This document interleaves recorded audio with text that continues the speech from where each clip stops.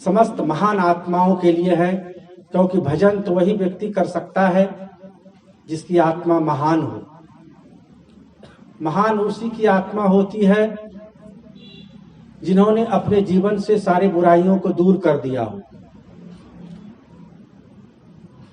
ऐसे व्यक्ति ही भजन के लायक होते हैं। तो साहब कहते हैं कि संतों महंतों सुमरो सोई, काल फांसते वाचा हुई। काल फांस से बचने के लिए, काल फांस क्या है? काल फांस है ये जन्म मरण का चक्कर, आवागमन, पुनरपि जन्म पुनरपि मरणम पुनरपि अग्नि जठरे शयनम। बार बार जन्म लेना, बार बार मरना, बार बार माता के गर्भ में आकर के गर्भ की पीड़ा को सहना न पड़े, इसके लिए सुमिरन करो, भजन करो। सुमिरन भजन करने से ही तुम्हारी गति मुक्ति मिलेगी। और यह कार्य स्वयं ही करना पड़ेगा, कोई दूसरा नहीं कर सकता। ऐसा नहीं है कि किसी को किराए पर रख लो 200-300 रुपया रोज पर कि मेरे नाम पर तुम भजन करते रहो तो हमारा कल्याण हो जाएगा। जैसा कि आजकल बड़े बड़े लोगों में, बॉम्बे, बेंगलोर, दिल्ली आदि बड़े बड़े शहरों में जो बड़े बड़े लोग हैं, बड़े लोगों से मतलब पैसे वाले लोग, मंदिरों में जाते हैं, 10-20 हजार दे देते हैं, पुजारी से कहते हैं कि मेरे नाम से 1000 जाप कर देना, 10,000 जाप कर देना। तो उसके नाम से जाप कर देने से उस जाप का फल उसको मिल जाएगा? ऐसी बात नहीं। भोजन जो करेगा पेट उसी का भरेगा। अब कोई पुजारी से जाके दे दे कि 5 लड्डू मेरे नाम से खा लेना, तो पुजारी का पेट भरेगा कि देने वाले का? पुजारी का पेट भरेगा, जो खाएगा पेट उसी का भरेगा। तो भजन जो करेगा फल उसको मिलेगा, दूसरे को नहीं मिलेगा। रोग किसी की हो, दवा किसी को खिलाई जाए, डॉक्टर साहब को कहे डॉक्टर साहब आप ही दवाई खा लीजिए, जो फीस है, जो दवाई का दाम है वो दुगना आप ले लीजिए, मेरे नाम से आप खा लीजिए, तो क्या उसका रोग छूटेगा? नहीं छूटेगा। और उल्टा डॉक्टर को ही दूसरा रोग पकड़ लेगा कि उसको तो रोग है नहीं, दवा उसने उसके नाम से खा ली। तो भजन जो करेगा, भजन का फल उसी व्यक्ति को मिलेगा, दूसरे को नहीं मिलेगा। इसलिए इसको दूसरे के ऊपर नहीं छोड़ देना चाहिए। बहुत हमारे पुरुष वर्ग के लोग हैं, इन लोगों ने बहुत दिनों से सुन रखे हैं कि अर्धांगिनी जो पत्नी होती है, वो अर्धांगिनी होती है, वो जो भी पूजा पाठ अच्छा कर्म करेगी उसका आधा फल हमको मिल जाएगा। तुम जाओ सत्संग में, साहब को 10 रुपया चढ़ा के बंदगी कर देना, मेरे नाम से नारियल चढ़ा देना, मेरा कल्याण हो जाएगा। तुम जो भी भजन करोगे, सत्संग करोगी, उसका आधा फल तो हमको अपने आप मिलेगा। इस भ्रम में पड़े हैं लोग, ये पुरुष वर्ग इस भ्रम में पड़े हैं कि पत्नी जो भक्ति करेगी उसका आधा हमको मिल जाएगा। तो कल से यही करना, तो उनके नाम से भोजन कर लेना, उनको कहना कि बस मैं आपके नाम से भोजन कर ली, ऑफिस जा रहे हैं टिफिन ले जाने की क्या जरूरत है, हम यही आपके नाम से भोजन कर लेंगे, आपका पेट भर जाएगा। जब ऐसा नहीं हो सकता है तो ऐसा भी नहीं होगा।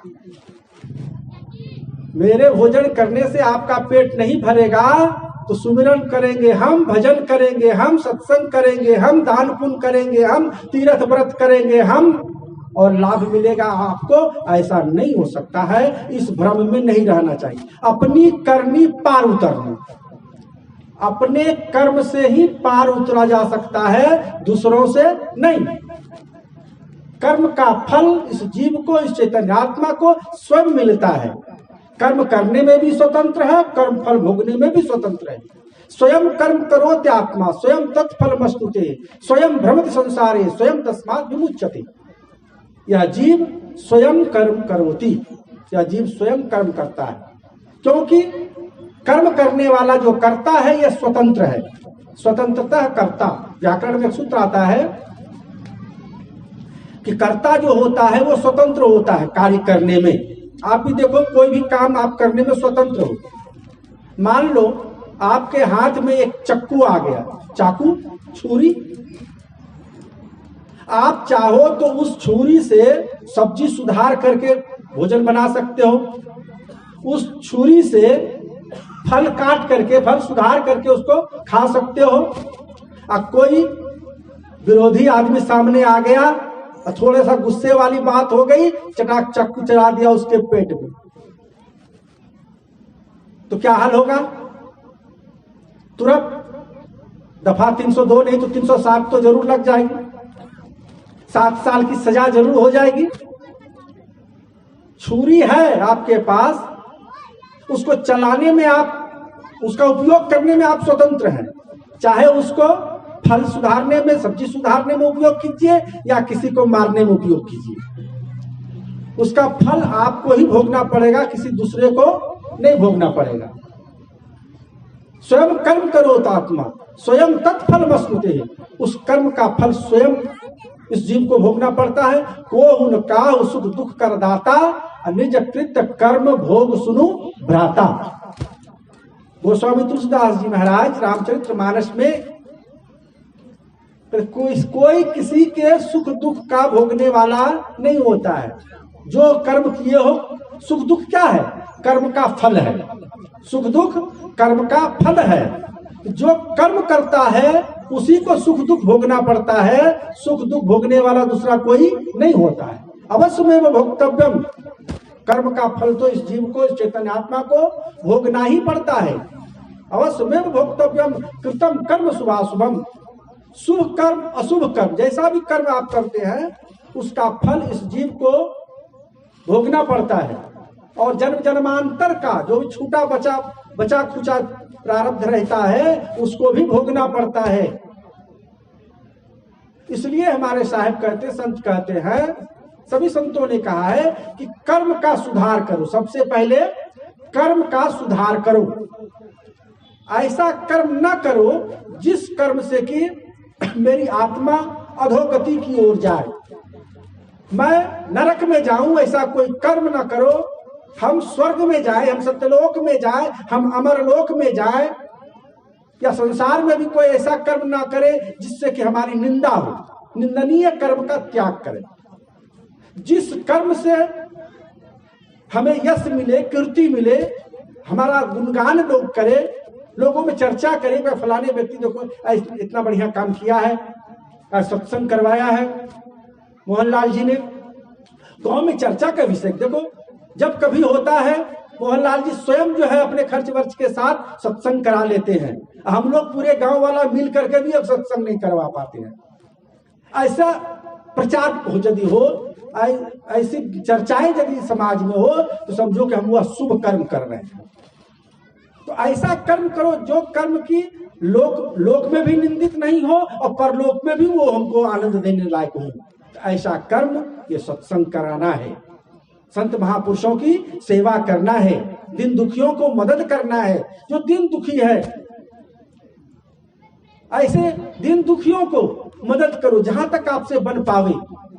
जो गरीब है, जिसको खाना नहीं मिल रहा है, भोजन नहीं मिल रहा है, पढ़ने की जिसको सुविधा नहीं है, और आपके पास जब ताकत शक्ति है तो आप ऐसे गरीब बच्चों को पुस्तक से सहयोग करो, उनके जो है स्कूल फीस से सहयोग करो। जो भूखा नंगा है उनको कपड़ा दो, भोजन दो।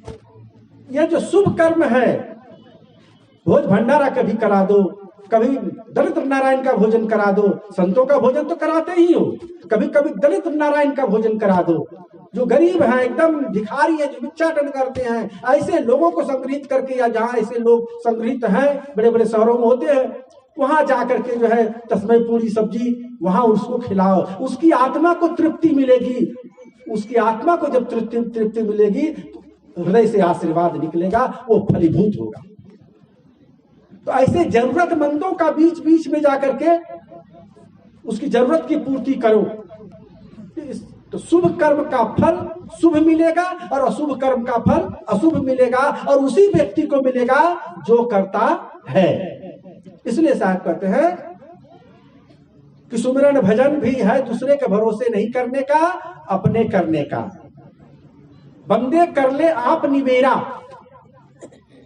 साहब ने बीजक में ही पद, बीजक के ही पद है कि बंदे कर ले आप निवेरा। हे बंदे, साहब के पदों में कोई ज्यादा झंझट नहीं है, बिल्कुल समझ में सीधा साधा आ जाता है, सरलतम आ जाता है। बंदे कर ले आप निवेरा, हे बंदे अपना निवेरा, निवेरा माने कल्याण, अपना कल्याण स्वयं कर लो। बंदे कर ले आप निवेरा, हे बंदे अपना कल्याण स्वयं कर लो, तुम्हारा कल्याण करने वाला दूसरा कोई नहीं है।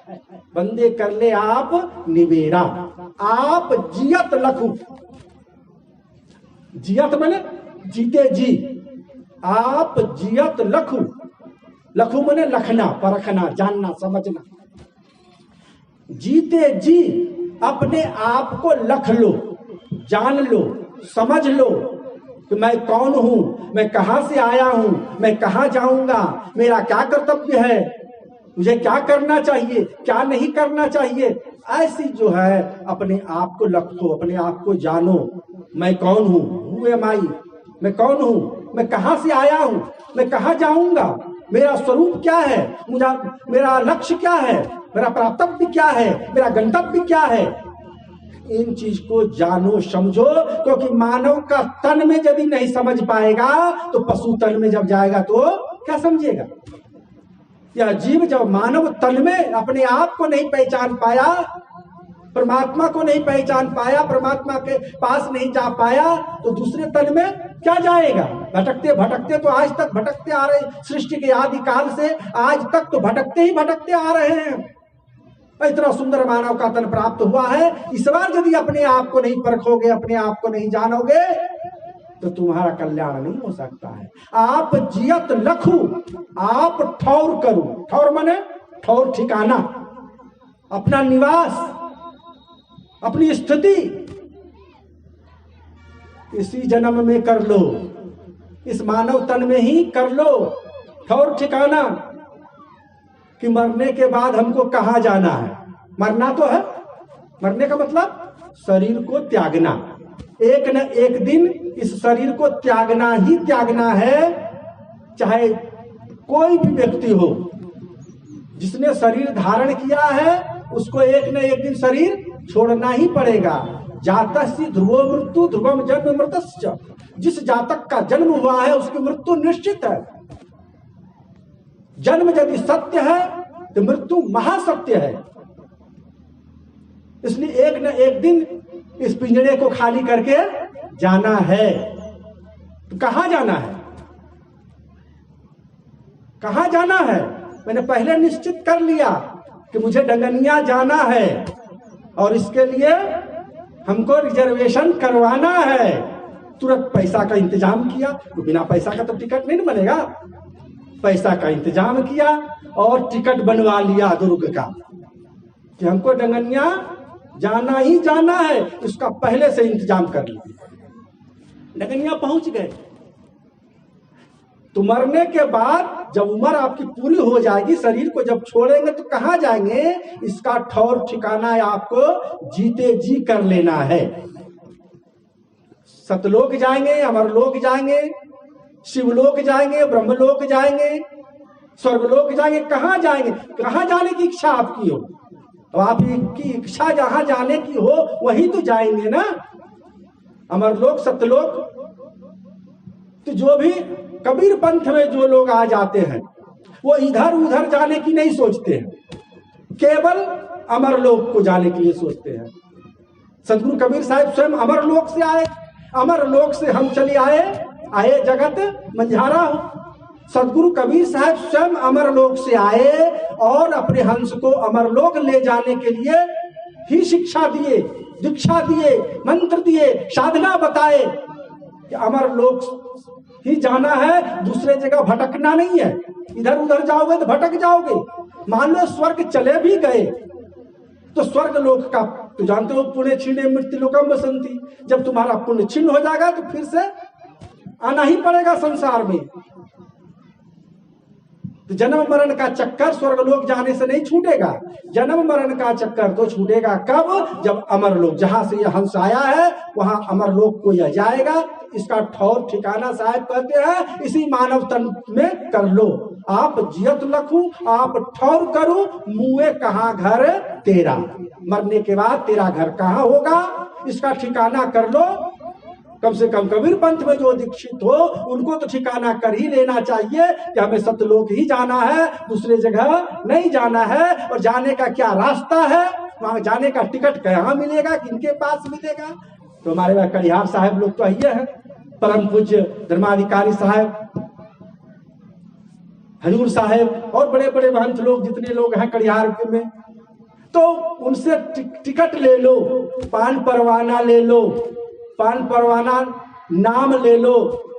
तो पान परवाना का मतलब केवल आप लोग समझ लेते हो कि जो पान खान और उसमें बतासा है और नारियल मिला करके दे देता है उसको खा लेते हो, तो कहते हो बस पान परवाना तो ले लिए है साहब, कान भी फुकवा लिए है। तो कान भी कल फुक्का गुरु तब हो गया, कान यदि कहते हो फुकवा लिए, बहुत लोग कहते कविपंथी भी कहते कान फुकवा लिए हो साहब, तो कल फुक्का गुरु किए हो। पान परवाना का मतलब क्या होता है? वो तो मतलब एक विधि है। उस चौका आरती में जो पान परवाना दिया गया वो विधि संपन्न किया गया, लेकिन पान परवाना का मतलब क्या है? जो नाम दिया गया है पांच नाम जो दिया, पांच नाम का मतलब क्या है? क्या है पांच नाम? पांच नाम में जो शब्द दिए जाते हैं उस शब्द का मीनिंग क्या है, उसका अर्थ क्या है, वह मीनिंग कहाँ घटित होता है, किस शब्द के लिए वह इस पांच नाम को कहा गया है? इन सारी व्याख्याओं को भले हम मंच पर, खुले मंच पर नहीं कहेंगे, लेकिन जो हमारे कड़ियार है, जो हमारे आचार्य लोग हैं, उनके साथ बैठ करके इसको एकांत में अलग से, तो सबको परोसा नहीं जाता है ये सब चीज। आप जिन गुरु से दीक्षा लिए हैं, मंत्र लिए हैं, कभी आप उनके साथ बैठ करके एकांत में कभी चर्चा किया? क्या खाएंगे साहब, क्या पिएंगे साहब, कहाँ जाएंगे, सब यही सब हाल समाचार पूछते रहते हो। कभी एकांत में बैठो साहब, जो पांच नाम ने आपने दिया है, पांच नाम का क्या मतलब होता है? जो आपने चौका आरती में जो पान परवाना खिलाए हैं साहब, इसका क्या मतलब होता है? एकांत में पूछो। तो जो भक्त ऐसे होते हैं, सभी भक्त नहीं होते, जिज्ञासु जो भक्त होते हैं, जाननहार हो, जानने लायक जिनकी इच्छा होती, जिज्ञासा होती है, वो तो गुरु से इन सब बातों को जरूर पूछना चाहिए और उसको समझ करके उस हिसाब से अपनी मनस्थिति को बनाना चाहिए। और ऐसा यदि नहीं करोगे तब साहब आगे अगली पंक्ति में कहते यही अवसर नहीं चेतो प्राणी, यही अवसर नहीं चेतो प्राणी, अंत कोई नहीं तेरा। यह अवसर, जो सुंदर सा अवसर मिला, मानव का तन मिला, सदगुरु का संग मिला और पान परवाना की विधि भी संपन्न करा लिया, लेकिन पान परवाना को नहीं समझ पाया, पांच नाम को नहीं समझ पाया, सार शब्द को नहीं समझ पाया, साधना की विधि नहीं जान पाया, केवल सुनाई बातों को बांध लिया खूंट में और बर्छी की मार भई खखरी के लूट में। खखरी ही लूटते चले। धान में जो निकलता है क्या कहते हैं उसको आप लोग? हाँ तो भाई हम लोग उसको खखरी कहते हैं। तो केवल खखरी की लूट में, सत्संग में भजन में गया, जिंदगी भर गया, लेकिन खखरी ही लूटता रहा। सार चीज को ग्रहण नहीं किया। सार को गही रहो थोथा दे उड़ाए, सार का ग्रहण करो। सत्संग करने का यह मतलब है। तो यही अवसर नहीं चेता हूं प्राणी, अंत कोई नहीं तेरा। यदि इस अवसर को यदि चूक गया, जो चूक गया फिर उसका नहीं ठिकाना। अय मोक्ष मार्गी संभल कर जाना। संभल कर जाने के लिए मोक्ष मार्गियों को कहा गया है। यदि मोक्ष इच्छुक हो, मोक्ष चाहते हो, मुक्ति चाहते हो, आवागमन से निवृत्त होना चाहते हो, तो संभल कर चलना। तुम्हारे पग डगमगा ना पाए, इधर से उधर ना जा पाए। कभी इदम सत्यम व इदम सत्यम, ये महात्मा जी जो कह रहे हैं ये सही है, कि ये महात्मा जी कह रहे हैं ये सही है। क्योंकि कबीर पंथ में भी कई फाक हो गया, कबीर पंथ में भी कई फाक हो गया है, कई टुकड़े हो गए हैं, कई विचारधाराएं हो गई है। कोई कुछ कहता है, कोई कुछ कहता है, कोई कुछ, समझ में नहीं आता कि इनकी बात सही है कि इनकी बात सही है कि इनकी बात सही है। और कबीरपंथी होने के नाते आप सभी के सत्संग सुनने जाते हो, जानना भी चाहिए, लेकिन चार जगह जाते से चार विचारधारा वाले संतों से विचार सुनते सुनते आप स्थिर नहीं कर पाते हो कि कौन सा सही है कौन सा गलत है। इसलिए उस पर विचार करो, मंथन करो, चिंतन करो। केवल सुन करके सुन भर मत लो, चिंतन विचार करो। स्वयं से ना हो उन्हें पावे तो महापुरुषों का सहयोग लो। स्वयं से उसका मंथन नहीं हो पावे, जब मथनी से मथते हैं अकेला नहीं हो पाता है तो दो आदमी मिल जाते हैं ना, दोनों तरफ से खींचते हैं। तो संत महापुरुषों का सहयोग लेकर के और उसको जानने का समझने का कोशिश करते, यही अवसर नहीं चेतो प्राणी अंत कोई नहीं तेरा, कहे कभी सुनो भाई साधो कठिन काल को घेरा। ये कठिन काल का घेरा है। ये जो वाणी का जाल भी जो है ना, सभी संतों का अलग अलग विचारधारा, ये भी काल का ही रूप है। काल ने विविध रूप धारण करके कबीर पंथ को विखरित तोड़ने का, विशृंखलित करने का कार्य किया है। इसको समझना पड़ेगा, जानना पड़ेगा। इस कठिन काल के घेरा से उबरने के लिए साहब कहते हैं कि संत महंतो सुमरो सोई काल फांसते बाचा होई। हे संतों, हे महंतों, सुमरण करो उस सतपुरुष परमात्मा का जो परम सत्य है, जो परम सत्य है, उसी परम सत्य का ध्यान करो। सत्यम परम धीमहि, उस परम सत्य का ध्यान करो, वही परम सत्य का उपासना करो, क्योंकि उन्हीं परम सत्य के पास, जिसे हम कबीरपंथी सतपुरुष परमात्मा कहते हैं, वही जाना है। ऐसा निश्चय करके और खोज तो करते ही रहना चाहिए। जिन ढूंढा तिन पाइयां गहरे पानी पैठ, जब तक गहरे पानी में डुबकी नहीं लगाओगे तब तक नहीं पा पाओगे।